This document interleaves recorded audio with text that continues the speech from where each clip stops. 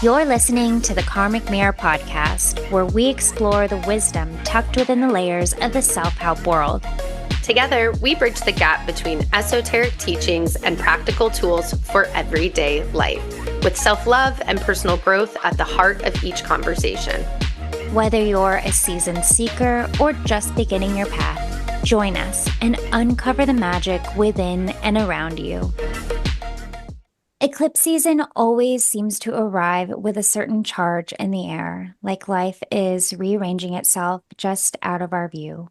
And if you're feeling a little stirred up, you're not alone. These celestial moments have a way of shaking loose what's been hidden and pointing us towards what's next. And today we are talking about eclipses, both astronomically and astrologically, and how you can start to recognize what they may be pointing you towards in your own life. So, hello and welcome back to another episode of Karmic Mirror. Hi, Allie. Hi, Michelle. How are you doing today? Well, Layla just responded, my dog, if you heard her. She's she's doing okay in the eclipse season as well. But I am doing well. I'm feeling we were just talking before we hit record about the shift in seasons, and we're also in eclipse season as we are also entering into autumn. And so it's only natural, I think, to feel a little bit more shift at this point, because we're coming off of summertime. Like the things feel a little bit more, I don't know, lazy is not the right word, but it's like that permission to just be like a little bit, no matter how old I get, summertime will always be like playtime. It's like getting Yeah. off of school. It's just so ingrained in my memory. And then the shift into fall, it's like, okay, we're in Virgo season. So then I start to think, oh, it's time to, like we were just talking about, it's time to get organized. It's time to Mhm. start for the new school year, but we're not in school anymore. So it's like, it's just this kind of outer shift that you start to feel like I feel it inner. I mean, I've been literally every week I pick a different closet to reorganize and or a section of my home. Yesterday I was cleaning out my vanity and I threw out all of the expired products that I have. So that's where I'm at. What about you? Yeah. I've been hitting that same stride of declutter, and every time I'm opening up a cabinet, my motto is don't do it later, do it now. And Hmm. so every cabinet I'm opening that just feels a little energetically off, like I can't find the thing, or maybe it, through all the travels and grabbing and going, things have got a little shifted, and also just purging a lot. And Hmm. yeah, it's definitely that cozy season. We were talking about it because it's just a little, it's that time when our homes are chillier than it is outside, which Yeah. it's like, do I need a sweater? Do I not need a sweater? What's going on?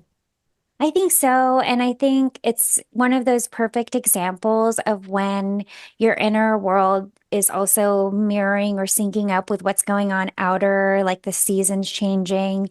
And maybe right now it might even feel a little bit more potent for some people. Maybe not everyone feels it, but I think with eclipses happening, which we're going to talk all about today, there's definitely almost like a little more intensity around certain things, or maybe certain aspects of our lives feel more tender, or like I said in the beginning, like more charged. It just really depends. So shall we get into eclipse season? We always talk about like Mercury retrograde, I think, has made its way to pop culture and just the nuances. And then we have the eclipse season. I saw this funny meme on social media of Michael Scott from The Office, and he's just, Hmm. move, everybody go. Like, Yes, just, yes. and I was like, yes, this is how it was like, we've learned what Mercury retrograde is, but have we considered eclipses? And that's what he was talking about. So I'm glad that we're diving a little bit deeper. I tend to think of eclipse season very high level of like, oh no, it's coming, and happy today that we're going to, I don't know if we're like debunking that, fear around eclipses, but we're definitely talking about those energetics and what happened. So, what do we know about eclipses? We know Yeah. they happen certain times a year. Elaborate for us a little bit, Michelle. Yeah, so just from an astronomical standpoint, what is an eclipse, right? So there are different types of eclipses, and what we're going to talk about today more specifically is a little more influenced with the astrological aspects of the eclipses. So eclipses occur 4 to 6 times a year. They are always during a new or a full moon. They often arrive in pairs, which is why we call it eclipse season. So, for example, we are coming up on a solar eclipse happening. I'm sorry, a lunar eclipse is next, and then we're going to have a solar eclipse. So, what a lunar eclipse is, which is happening in a few days from when this episode will air, is when the Earth is between the sun and the moon. So the Earth gets blocked out, and that happens on a full moon. And then the solar eclipse is when the moon is between the Earth and the sun. So the moon is being blocked out, and this is during a new moon. And if you think just astrologically, switching gears, if you think about new moons as being kind of the new beginning of a cycle and the time where we suggest where you plant the seeds to kind of sow over the course of that cycle, lunar eclipses and full moons are that time when things like if the full moon is full, then things are coming to light, right? Things are being illuminated in our lives. And I want to go back to what you said too about the Mercury retrograde of it all, the eclipse season, the kind of fear behind or, fearing what could be coming or what's going to happen during eclipses. This just has like really ancient roots because if you think about a eclipse occurring in ancient civilizations, oftentimes if you're expecting the moon to be full and then it's completely blacked out, you know, that probably seems like a bad omen or something to be fearful of. And I think it's just traveled with us throughout time. And I think debunking, but also just creating more awareness, because for me, I think one of the biggest soapboxes I have when it comes to astrology and when it comes to any of these esoteric systems like astrology, like human design, is finding um, the slivers of truth that allow us to not be fearful of what's coming, to not be so that we can kind of use our free will wisely, right? Like Mercury retrograde is nothing to be fearful of, right? I think we've gotten so cozy in this digital age where when we have a slip up or issue with technology, which often occurs, or with transportation delays during Mercury retrograde, it's like throws us off. But the reality is, it's not something to throw you off course or to make you fearful. It's something to make you pause and pay more attention so that you can act with more intention, more awareness in your daily life. And I think the same occurs with eclipses. It's um, highlighting something for us to look closer at in our lives that's maybe coming to light. So hopefully that helps preface what we talk Yeah. about a little bit more. It's not about being fearful about anything, and it's not about worrying about uncontrollable, unknown variables in our lives because We that's have that life. we have that conversation with tarot card pulls. Yeah, exactly. That's exactly Do as it. I say, not as I do. But what did I pull for this year? The devil. Yeah, yeah, And exactly. yeah, so similar types of things. And I am that person that can easily fall into, oh, eclipses are coming, and what's one of the things they say? Don't manifest. This is not the time to Hmm. be manifesting. And I can get very, oh, well, nothing's going to come to fruition now during this Hmm. time. Guess it's not productive, right? Those are just some of the nuances that might come to my brain, which is what we are encouraging you not to Mhm. do. But it's only To, normal, right? yeah, Because yeah, there yeah. wouldn't be all of this rhetoric or all of this dialogue about Mercury retrograde and about eclipse season if there weren't truth to it. And So I think that without self-awareness and without understanding of this language of astrology, of understanding yourself, it can be scary for people. So it's totally fair and it's totally normal. But I think the more you get into it, I hope. It feels more empowering and supportive of you being able to, and you, I mean, anybody listening, myself included, to be able to make decisions and to be able to move through life in a way that just feels a lot more trusting and a lot more, I don't know if easeful, but maybe in eclipse season, restful is the right word. Not trying to rush Yeah, through the season and allowing yourself, like, drink lots of water. Take moments to pause and rest and give yourself those moments if you need them, because this is the time to do it. yeah. All right. So the energetic themes of eclipses. Eclipses are literal turning points. They can shake things up in your life. They can be catalysts for big changes to happen. So, um, going to the solar eclipses. Solar eclipses on the new moon are beginnings. They're fresh horizons, they're new opportunities. And we say this when it comes to new moons in general, but I think when it's an eclipse, a solar eclipse on a new moon, it's like extra charged and extra potent. So if something is meant to transform in your life in that particular eclipse, it's going to change. Like it's not going to be a maybe a subtle shift. I think you may feel it. So, any thoughts on the new moon, on the solar eclipses for you? I just think in general, it's that mindset of when I research and I read, like, 'tis the season for sudden plot twists. I think Yes. it's that, and transformations. It is that mentality of how we look at it. And I think back to when we consider the what and let source and universe take care of the why, that is a way to look at it as well. I think about that, just the mentality of someone who can want to control a lot of things or has Mhm. a lot of ideas on what the saving outcome will be, or the quote unquote good outcome will be. And there's also, it might have been a meme, but it's like plot twist. It's all how we look at it, right? Like plot twist as in good, and now we go in a different direction versus that control of, oh my gosh, how is this gonna shake my life up? That's what was coming up for me. Yeah, I think you're right. I think it's like totally your perspective and where you are in your life. And I will talk more about this too, but everyone's going to feel it differently because eclipses come in cycles. And so it may land in a really potent personal place in your chart. And it also may land somewhere in your chart that feels and is maybe more of a collective generational shift, that's happening globally even. And so lunar eclipses on the full moon, this is about endings and revelations and emotional truths. Like lunar eclipses, if the full moon sheds light on things, illuminates what's ready to maybe be released, then the lunar eclipse on the full moon is like truly a transformative point of like, this is a truth you cannot not see. You cannot keep avoiding this truth. It's here, it's ready to move. Like, what are you going to do with this knowledge now that you see it? Um, yeah, that's what I feel about the lunar eclipses.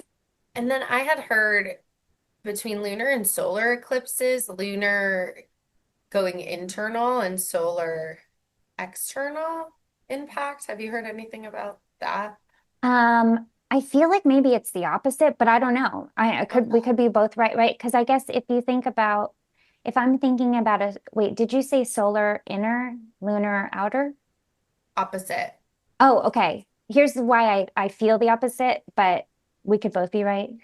There's multiple Okay. truths that exist. Yeah, yeah, yeah. A solar eclipse, if I'm thinking of, and maybe it's both, right? I feel like that new moon kind of solar eclipse energy does feel like kind of that internal of awareness of like, where am I starting fresh? Where am I starting new? What's happening? But I don't know. It could be both.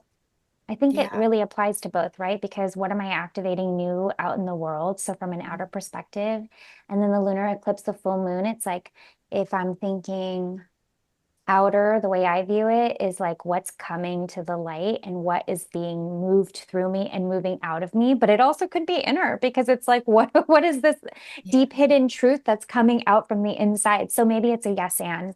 Yeah. And they were also talking about just the relationship with the moon. And obviously, like, the moon represents our emotions and Hmm. our like astrologically, if we're thinking about sun, Your moon, and body, your rising. And so, emotions. yeah, it was Hmm. thinking about the impact that that would have, right, on your moon placement as well. And we can get into the signs and the houses. Obviously, and not jumping ahead of ourselves, we've got some Pisces and Virgos energies coming up, which Hmm. obviously for me and my sun and my rising, I've started, I'm like, I'm just in a place I've been so busy. I'm like, hold on, and I look at it Yeah. both ways of like heightened emotions can come, maybe unsettling, overwhelming emotions, but also shakeups and surprises. And Hmm. again, it's just trying to not attach to those outcomes as good or bad and also not feel overwhelmed about it. As always, we've talked about this with astrology because I can get very in my productivity lens. It's also like, what am I supposed to be doing and not doing during eclipse Yeah. season, and getting so hung up on that because I don't want to waste the energy right now. And these are some pretty potent energies coming up. So that's a lot of Yeah. brain Well, dump. well, and I think two things that you said. One was like the hold on, and I feel like for eclipse season, it's like, yeah, hold on, but don't close your eyes. Mm, Like hold on and for life, but also like pay attention to what you're being pulled through because this is not a moment to like put your head in the sand.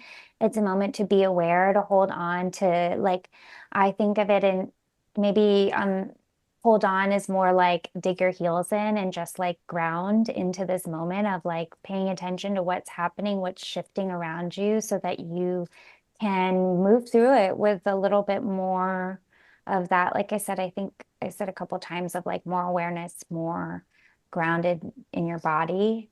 mm, Um, and it can feel like a little bit of a crisis moment for some people, depending on where, like you said, it's going to land differently for everyone. You happen to have, and we're coming up on this eclipse season that is on the Pisces Virgo axis. You happen to have a Pisces sun sign and Virgo rising. So it is going to be more personal for you and land in some pretty potent areas like your first house, like your seventh house of committed partnerships, which is where your sun is at. So it's like pulling us out of our comfort zones. It's redirecting us and putting us back onto, or putting us, yeah, back onto course or just course correcting to where we're meant to be heading. And so I think of, the biggest transformations and growth in our lives aren't always rainbows and kittens. Sometimes, most of the time, those catalysts are they're potent and they're uncomfortable and they do shake things up, but it's for our best, it's for our good. So through the yeah. lens of astrology, more specifically, eclipses activate the houses and the planets in your chart. So if you listen to any of our episodes that touch on astrology, or if you're into astrology a little bit, then you may know this already, but the houses in your natal chart are going to indicate different areas of your life. So, what we're saying is these eclipses, wherever they land, are going to activate different parts of your life. And then, whatever planets you have in those houses are also going to get activated depending on how close they are to where this is happening. So, the planets are kind of like key characters. They're going to give you a little bit of flair. The houses are the areas of your life. So, we mentioned Allie has Virgo rising, which your rising sign is always going to be your first house. This is like your first house of the self. So of Mm, course this is deeply personal. And Pisces is your sun sign and your sun is your self-expression, but it also happens to land in your seventh house of committed partnership. So it's like for you, Allie, it's like your literal most personal area of your life, yourself. And then the second most personal, your relationships, your committed relationships. So it is going to be super activating for you in eclipse season. And as we talk about more, it's going to land differently for everyone. Um, so it's super important to know where are the eclipse happening for you? What house is it in? That's what you want to look for first. So we know that this is happening on the Pisces Virgo axis. And so it's going to be super important for you to know where does Pisces land in your chart and where does Virgo land in your chart, and then get curious about what that looks like for you. Um, so what else? I had a note here that I love, like um, that astrology is like the language and the symbols, but in order to read the true story, you need to know your chart to know what your story, what it's telling you about your particular story. And so just to reiterate, astrology is not about predicting the fixed outcome. It's not fortune telling. It's not telling you what's going to happen tomorrow. But it's a language and it's a map and it's symbolism, it's archetypes so that you can learn more about yourself, about your chart, and then show up when all of these energetic shifts are happening around you, show up in a way that feels true to you, I think. We've had several in Pisces. So Yeah. last year, this year, and then there will be one next year. And thinking through that thread of committed partnerships, Yeah. yes, my relationships have been changing, have been evolving, the energetics there. Also, just being really mindful for myself of the things that are coming up, right? The heightened emotions, the shadows, and just taking time to reflect on those things. But that's how I see it coming up for me a lot more is that committed partnerships, the relationships, Yeah. really feeling like a lot of energetics around it. Yeah. Swing And deep switches, twist transformations. terms. Yeah, deep transformations and also seeing things with new eyes and in Hmm. different perspectives has been coming up a lot for me. Yeah. So that resonated when we were talking about that a little bit. Yeah, and you said this already, but eclipses do show up in cycles. So sometimes they are very personal and sometimes they are more collective, usually both. But so they come in cycles and they're paired together. As we mentioned, usually there are two in a row and they have a rhythm. So every 18 or 19 years, roughly in the same degrees, we'll experience this. So if you think about what you've been experiencing deeply in the Virgo Pisces of it all, probably if you look back maybe even 18, 19 years, I think it's like 18 years, 11 days, and it's like a crazy specific number, but Yeah. roughly around that time, it's interesting to think about what was shifting in those areas of your life then and how you're experiencing them different now in this deeper transformation. It's really fascinating because I feel like, and we won't get into this in detail, but I feel like just knowing what I know about you and in friendships, in relationships, 18 years ago probably was a very like it's very fascinating, right? Like, Yeah.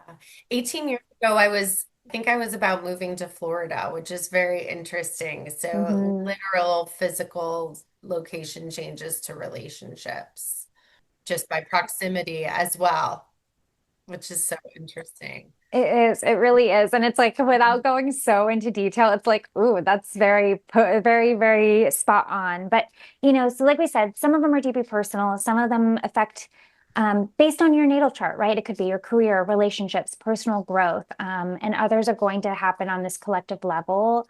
And we're going to see them play out across generations or societally, which is something that I think we're also seeing happen societally, is a lot of big change occurring. And so it's really important to just recognize the dual nature that reminds us that we each have our own story, but we're also part of a larger unfolding. And the challenge and the gift is to tune into your own life while still being connected to the bigger, wider world around you. I was listening to a podcast where they were talking about the weather impacts of eclipses and Hmm. that last year the hurricanes down in Florida were during eclipse season as well. So not to freak anyone out, but intuitively and also just considering, I think they were talking about Pisces and eclipse and really that water like flooding. Yeah.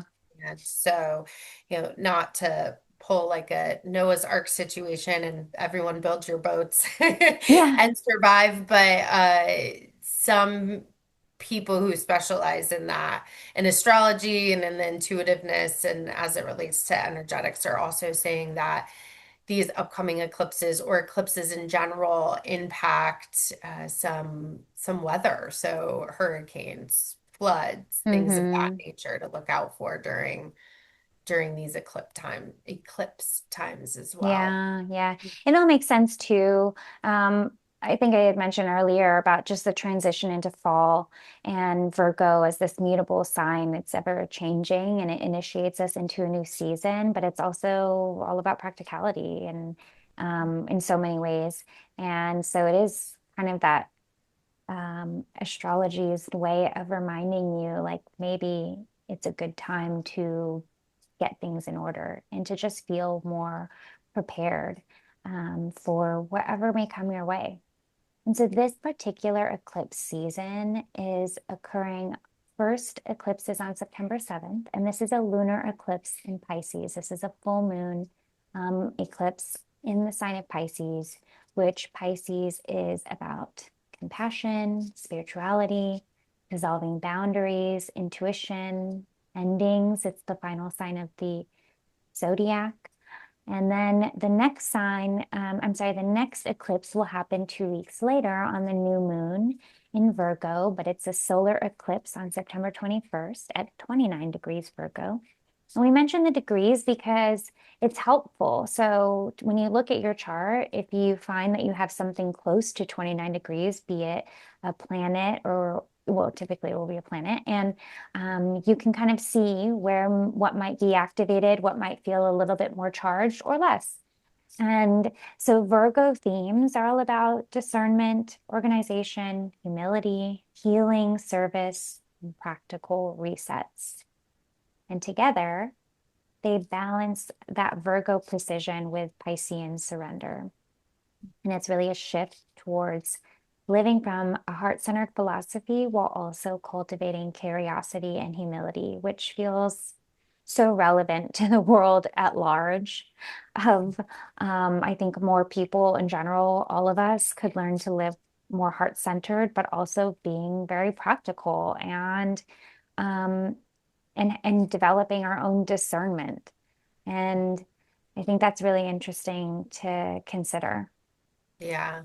And so if you pull your natal chart, that would look like that pizza pie. And looking at the degrees, we love the Channy app to pull up our charts, but you can Google that and find that anywhere. And so if I'm hearing correctly, and from what I've heard, is yeah, look at where the placement is and what planets are around that. And that might give you also insight into energetics or feelings that are coming up for you.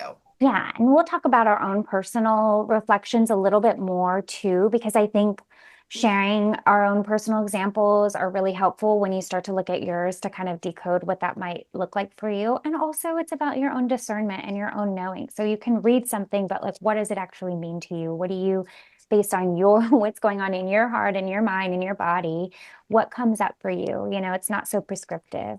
And so before we get into that, there are some things that you just don't really do during eclipses. This is like basic eclipse hygiene, I would say. And Allie mentioned the first one already. Don't try to manifest. We don't manifest on eclipses. We don't manifest during eclipse season.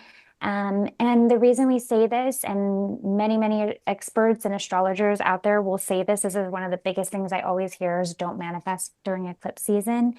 And it's all because we're not really trying to force the outcome right now. Like I said earlier, we're holding on and not closing our eyes. We're paying attention to what's happening around us because eclipses are all about uncovering truths. They're about endings. They're not making things try to happen exactly the way you want. We can't control everything.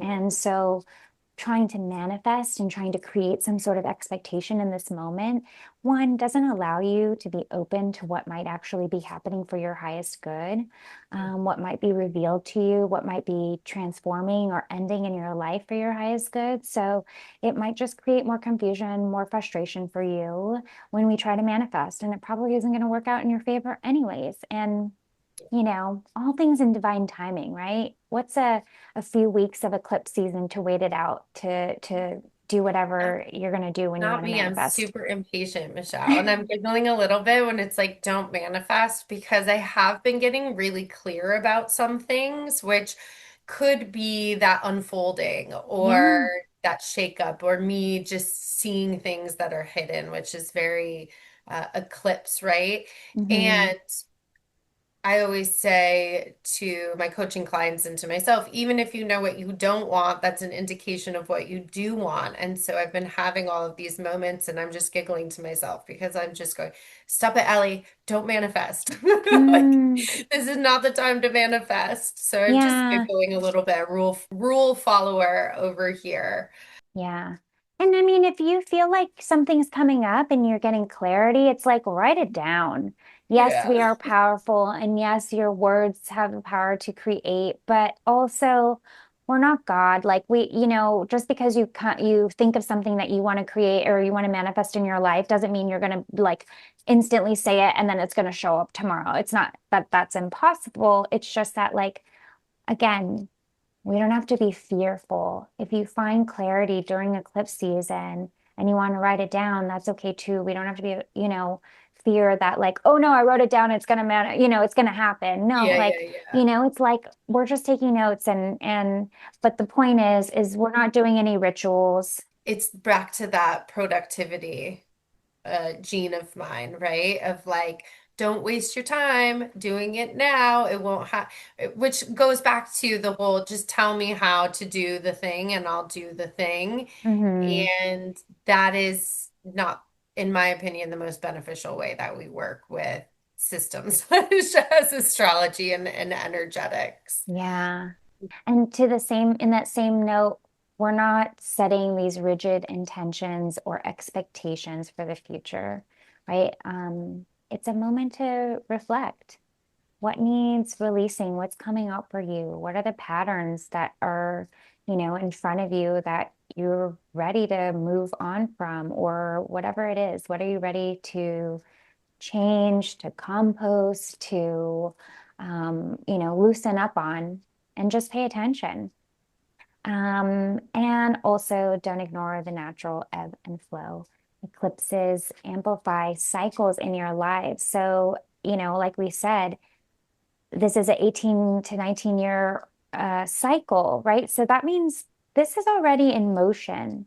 So we can't, it's like trying to go against the tide, right? When we say don't ignore the natural ebb and flow. Like, you know how hard it is to swim against the tide? Well, Ali and I were in Puerto Rico together in July, and there was like huge tides coming, and I'm like swimming and swimming, and my arms are getting exhausted, and my legs are kicking harder than I've ever kicked in my life, and I was going nowhere. So these cycles are already set in motion.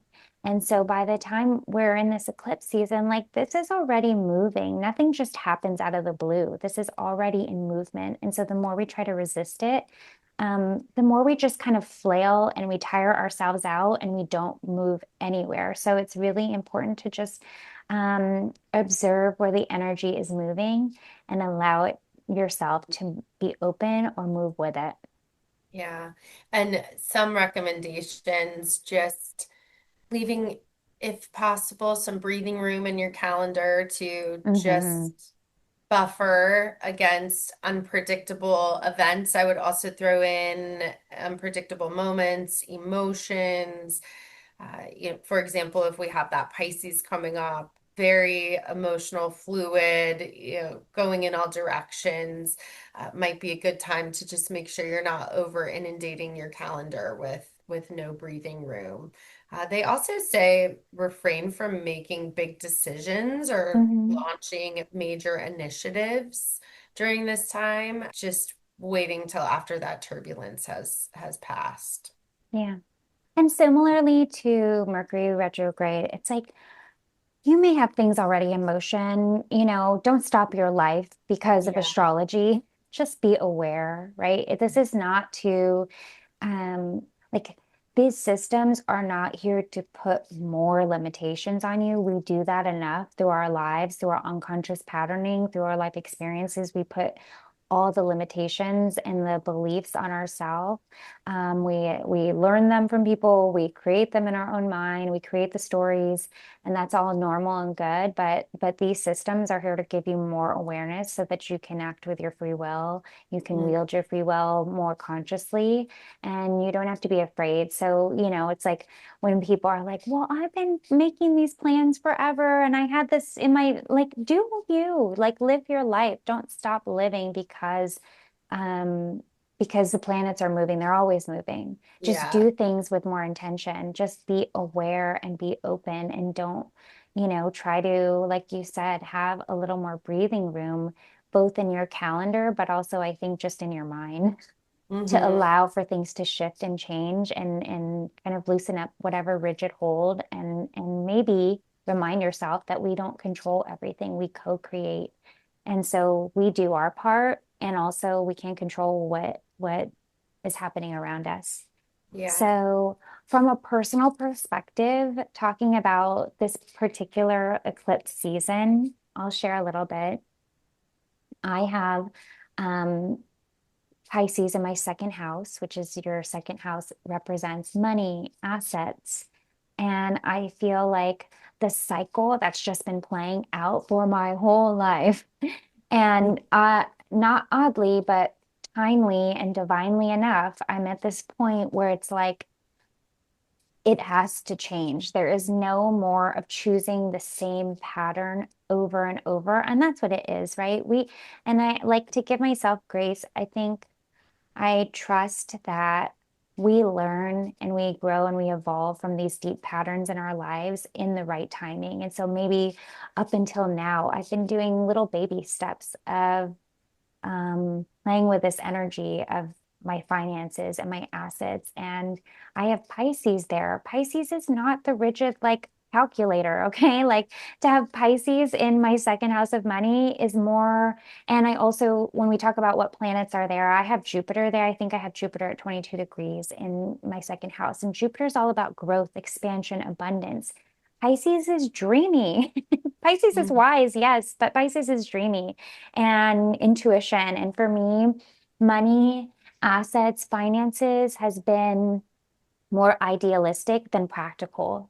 And it's really important for me to be able to make a living doing something that is meaningful to me.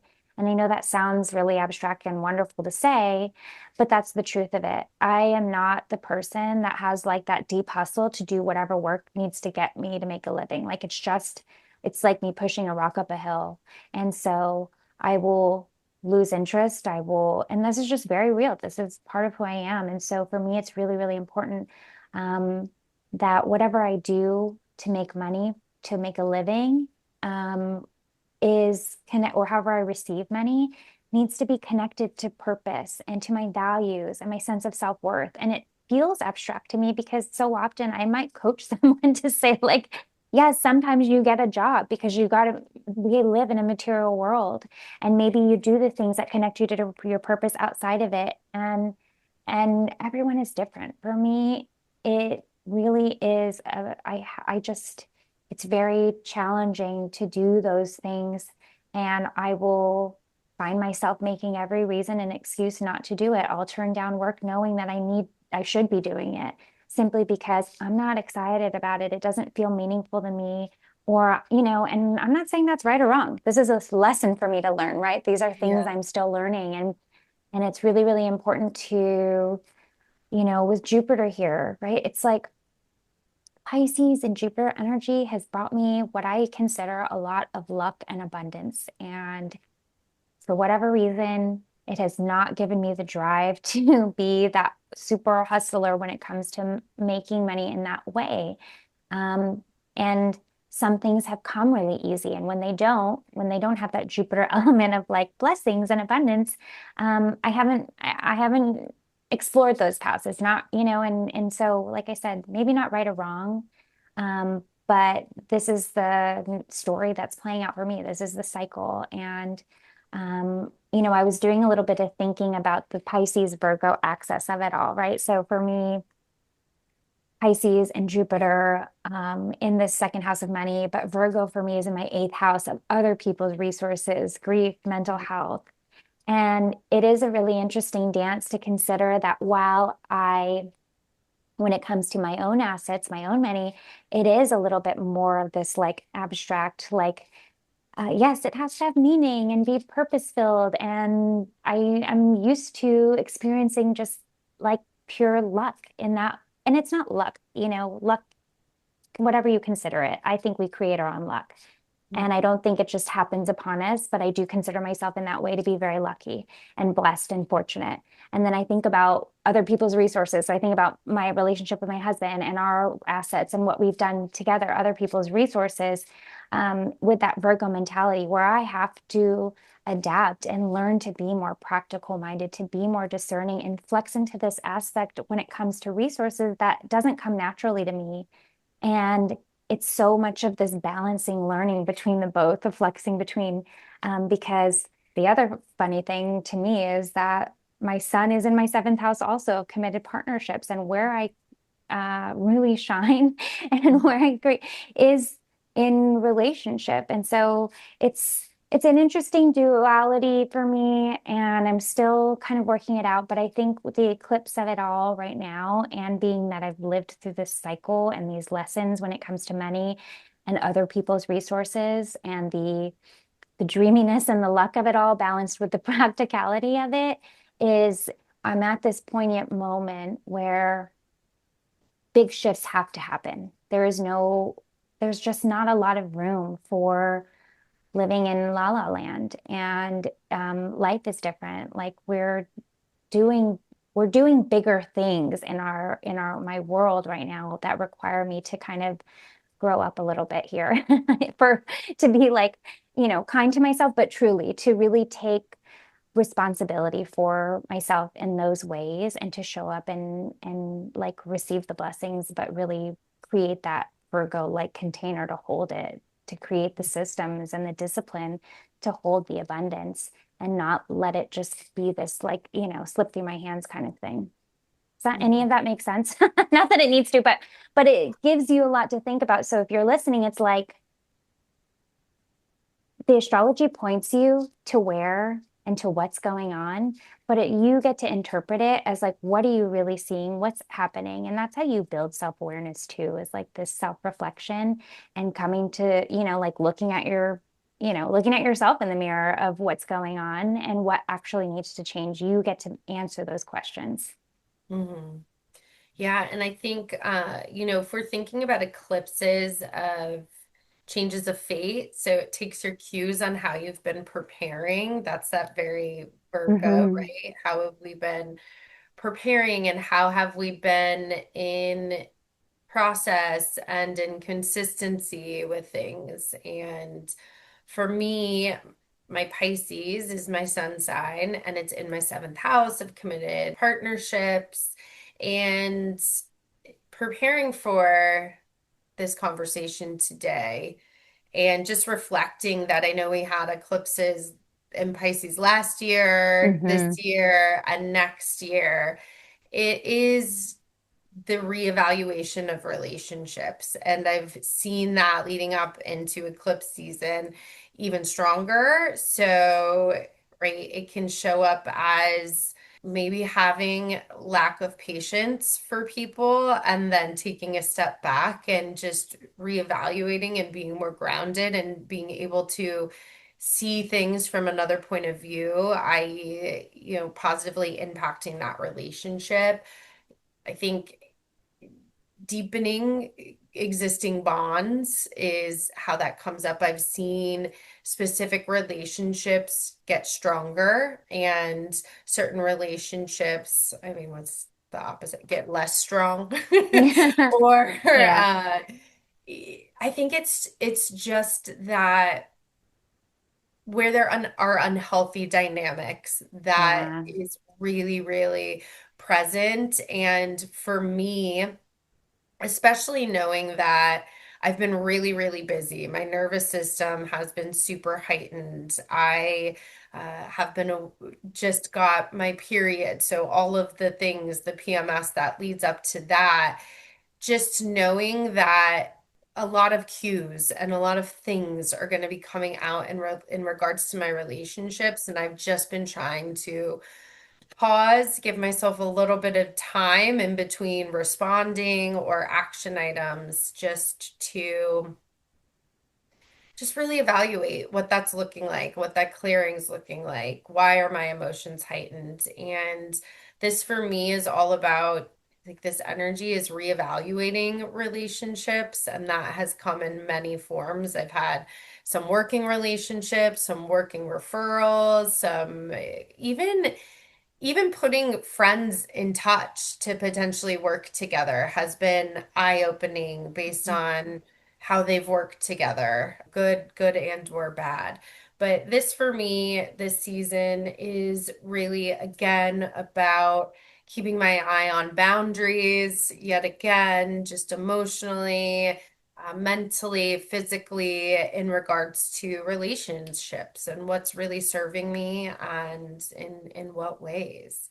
Mhm. What comes up for you, or what do you think about when you think about Pisces for me and eclipses? No, I think everything is really unplan or unfolding as it's meant to. And I like Yeah. that you brought up, the previous eclipses in Pisces and Virgo last year, because I think that's one of the biggest ahas as we, not only as we dissect it in our personal lives or become more aware of it. But when we talk about it here, because it just continues to remind me that, these things don't happen abruptly, even though, yes, we say like it may feel like it's shaking up, right? It's a catalyst. We're using all of these words that feel really intense because Hmm. they can be.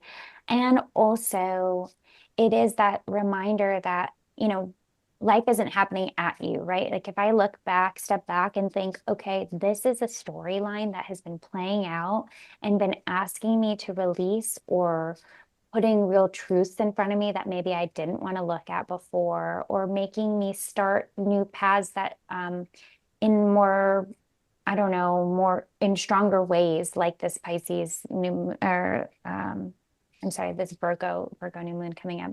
It's like um, yeah, like this has been playing out. This has been seeding throughout the last year, but longer than that. This is a lifelong story.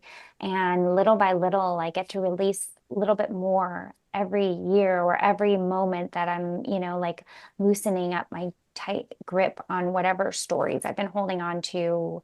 And also, and so when we get to this point where we're like, oh, like things are actually now we're seeing it changing in our lives, in our daily lives, whereas maybe it was happening under the surface or it was kind of like microdosing throughout the last year or so.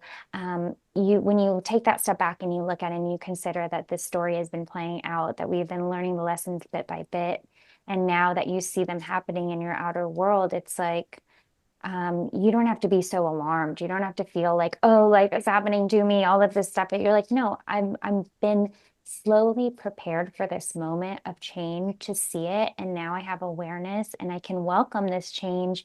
And yes, it might feel uncomfortable because I'm being faced with truths I didn't necessarily really, who doesn't want to just like put their head in the sand and be like, let's just keep going, keep the status quo. But the reality is that's not how it works, and it doesn't always work for our best benefit.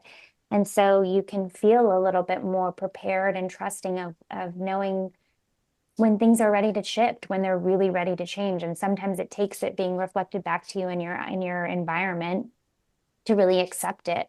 And whether it's relationships, whether it's, and always, I mean, isn't it funny to think about the ways that relationships can show up and impact because this is a Pisces Virgo axis, right? So we're having two eclipses on one in Pisces, one in Virgo, and they've been playing out since last year. And so thinking about for you, it's like the self and relationships. For me, it's like money and relationships, right? All of these things are so intricately tied. We say Yeah. different areas of our life, but there's no separation of these. And when you really pay attention, they're all so connected. It's just teaching us different lessons, different ways to show up in more alignment, more true to ourselves. And yeah, and that can be uncomfortable, but it can also be, I think about many quotes, but uncomfortable on the other side of that can be so liberating and can feel so free once we get past it. Or, the saying like, what's on the other side of, or flow is on the other side of resistance, right? It's like Mhm. things just don't always, yeah, I don't know. It's very interesting. There's a lot, so many things to unpack, um, but I do love to notice the way that our relationships are always so intricately tied. Again, to bring up karmic mirror, but those karmic lessons are so often reflected through the relationships that are our mirrors. And, another reminder is that, eclipses don't always mean big, significant change for everyone, right? That would be really Mhm. weird if we were all going through like we would all just be walking around the streets around the world, probably sobbing and losing it, right? Like Yeah. we're all on our own divine timing and We need some people paths. to keep their shit together That's during exactly the it, eclipse right? And season. yeah, because if you think about eclipse happening both on personal levels and on collective levels, Yeah. like you said, like we need people who are moving things along collectively on an outer experience, and we need people who are doing the inner work because they're both moving us forward collectively. They just look differently and they express differently, but they are really eclipses are these important moments of clarity and course correction. And just on a collective level, we're all being asked, we're all being invited to integrate that Pisces compassion. And I think intuition is key. However, that shows up for you now more than ever, be it eclipse season, but also just in the world. It's super critical that we start to identify what is our intuition. How does it speak to us? Is it, maybe it's truly your intuition, maybe it's your sacral gut, but more than ever, we all need to be really working towards or connecting to our own inner sense of knowing and truth because that's the way forward. The world is shaky and we need Yeah. to ground into our own. And I love the Piscean compassion of it all because we don't do life alone. So while we are doing inner work and we're trusting our own inner knowing, I believe it's so that we can act towards others with more integrity and with generosity. That's very Piscean and Virgo. And we can discern like when are we shutting away from the world and when are we actually turning inward so that we can show up better for the world around us. That's my take on the Pisces Virgo of it all. It feels very Yeah. timely. It feels like what we need in the world is to, yeah, it's like to just know ourselves, not so that we can live alone, but know ourselves so that we can live with others, more harmoniously, more, like I said, in integrity, is really, really key right Yeah. now.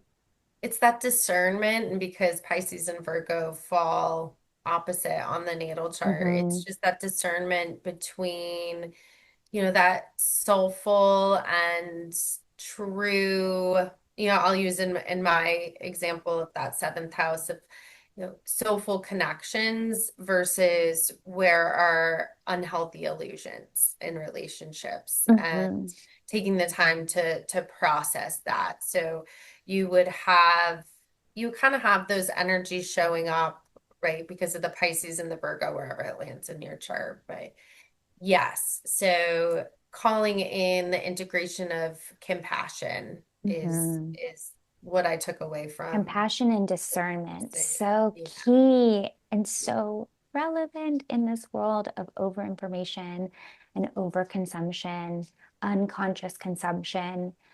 Discernment is so, so key. So, um, I think just to maybe reiterate a few things that are jumping out at me, if you're curious to go to your natal chart. We've always mentioned Chani Nicholas because she's one of our favorite astrologers, the both of us, but there are so many incredible astrologers out there. Don't limit yourself. It's just someone that I think is just really understands how to break down astrology in modern day terms. And find where Pisces lands for you, find where Virgo lands, what house is it, and then find out what does that house represent, and then what comes up for you when you learn that information. What questions arise, what reflections come up for you. That's kind of your key forward or your guide. And I think that's the perfect way of combining the outer and the inner. It's like now that you have this outer information, this language, once you look at your chart, what is your inner world telling you? And that's the co-creation of it all. The other thing I'll mention is, like we said, don't manifest. Don't try to force anything. Don't Yeah. try to force the outcome. This is a beautiful lesson. And I think astrology, because things transits come back around, like Mercury retrograde, it's like this moment that we all get to experience that tells us to that reminds us of things that we need to know in our everyday lives when it's not eclipse season, when it's not Mercury retrograde. That one, it's okay to slow down.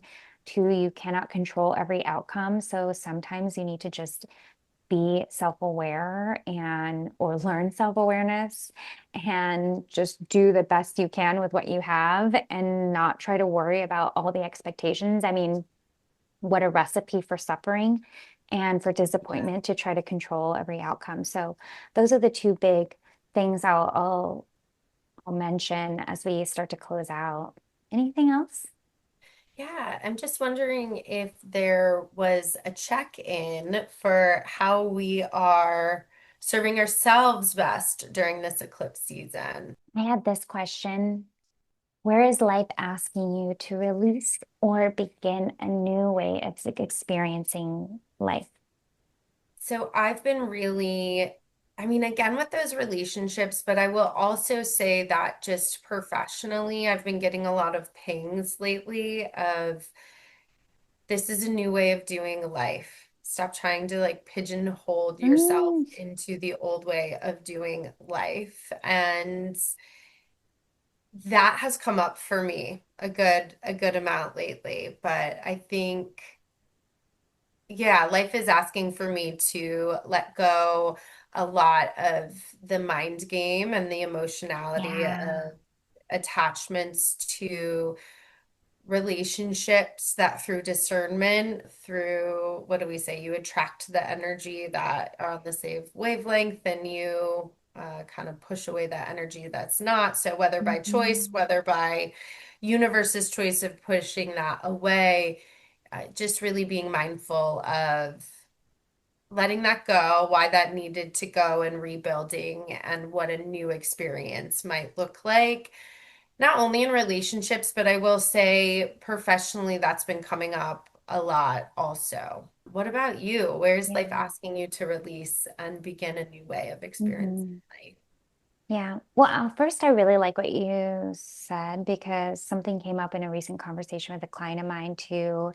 And it kind of reminded me of that, of this kind of like stop, not stop, but like yes, stop questioning why things are happening the way they are and just Mhm. allowing them to happen, allowing yourself to literally live in this new experience versus questioning why of it all. And like you made me think of that because of the mind game statement you made too, Mhm.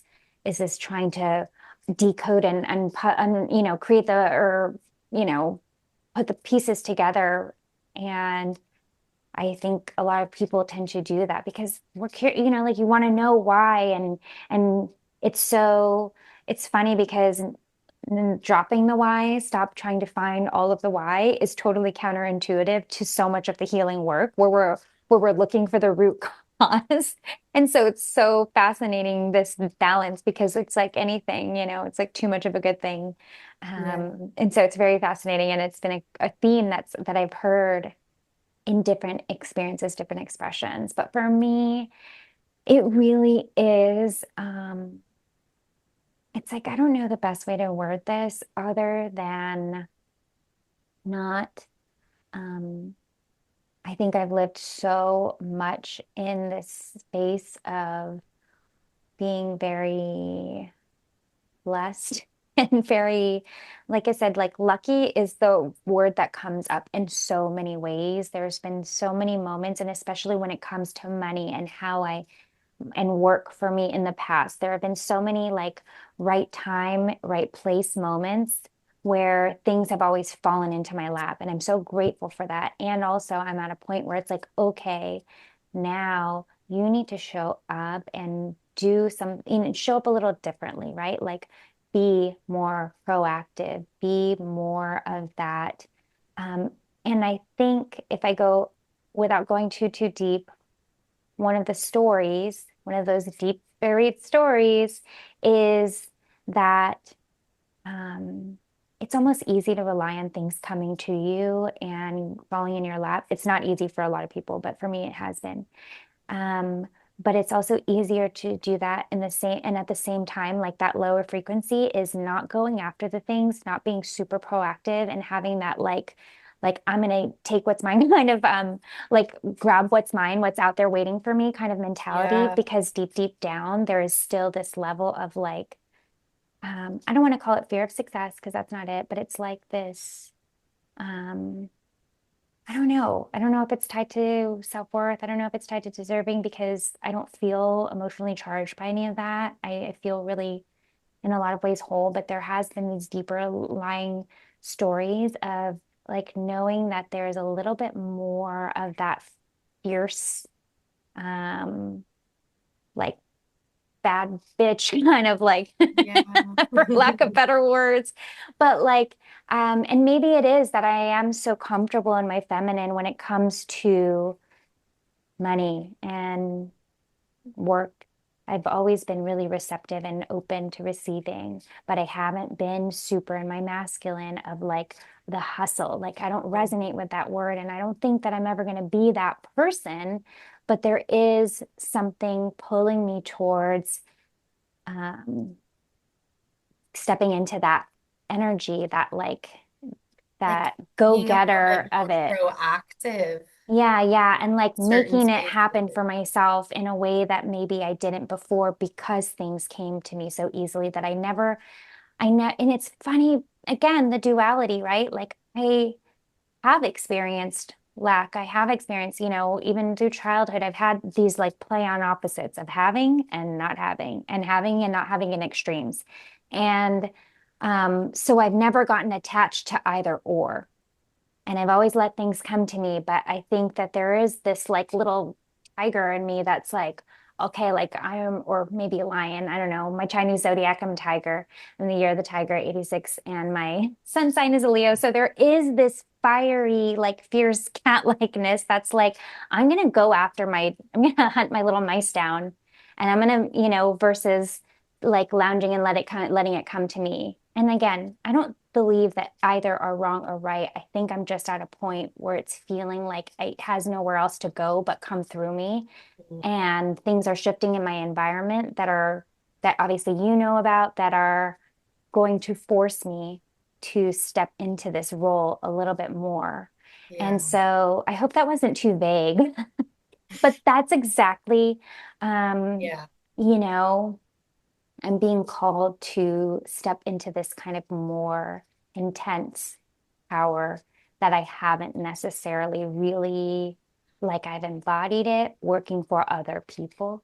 I've Mhm. embodied it running teams for companies, but I haven't embodied it when it comes to this entrepreneurial spirit that I think I'm being asked to. I see it reflected back to me through my husband all the time. Yeah. And it used to show up as like envy and resentment. And now it's showing up as motivation and like a path, like I see a possibility for myself.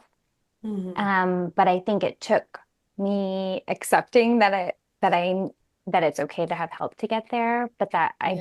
it doesn't devalue my ability anymore. Does that make sense? I went on a Yeah. riff there, but maybe somebody will listen and be like, they'll resonate with some of that because I don't think Yeah. I'm alone in that theme either. Even though we all have such different placements, I think that a lot of people could probably resonate with both of our experiences. Yeah. And it almost what I was pulling up from that was that I think most people can resonate with is I don't want to say that inner knowing, but it's an inner pull. And going Hmm. back to like what's meant for us won't miss us. Yeah. And so if energetically we're feeling these pulls because of what's going on with the planets and the moon and all that good stuff, it won't lay dormant. So just another season to get really curious Yeah. about what's coming up for you and what can we release. And I think that the way you brought it up was impactful because same themes, Hmm. but different areas of life. This just happens to Totally. be, you're talking about, work, right? And how that showed up in all different layers. And being an entrepreneur is quote unquote work. And so just how you're seeing all of those layers and how it shows up for you, different, yet same theme almost. Yeah, absolutely. So this has been our chat on eclipses. We do have another episode that we've recorded about eclipses, but I think it was more, it's really hard to talk about them as solo events without getting into the signs, especially when we're in the midst of eclipse season. And I think Yeah. some astrologers will feel differently. I've read other things, but for me, it does make sense to always relate it back to what I experience personally, what we experience personally, because it's how we make sense of things. And so I hope that you've got something tangible that you can take with you if you're getting into your natal chart today, or if you're just kind of dipping your toe. It's just more language, more tools and resources to allow you to just live more in truth and more grounded in your own knowing, in your own life. Thanks for listening.